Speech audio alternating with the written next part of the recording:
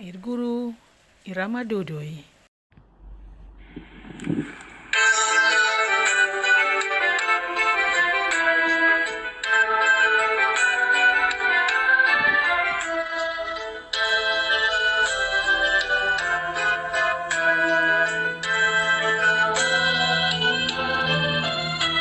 Inilah kisah kerjaya mulia, mendidik mengajar selagi berdaya, ibarat lilin memberi cahaya, bukan balasan harta pintanya.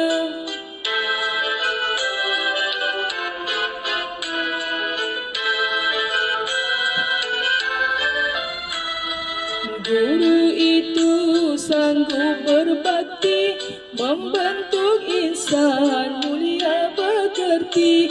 Kejayaan murid sangat bererti, jasa dikenang sampai ke mati.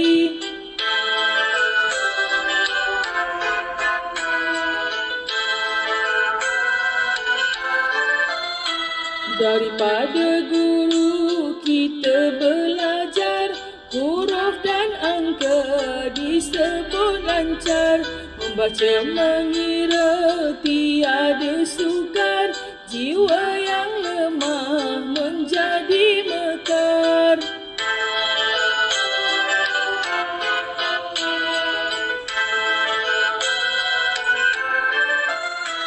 Jika berkasar bukannya marah, dia mengajar menunjuk arah. Masa depan hendaknya cerah, ke mana pergi rezeki murah.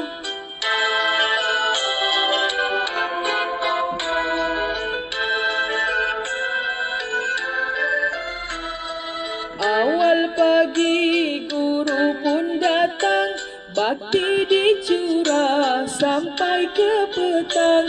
Murid disayang, mahu ditatang, mendorong minda bijak dan matang.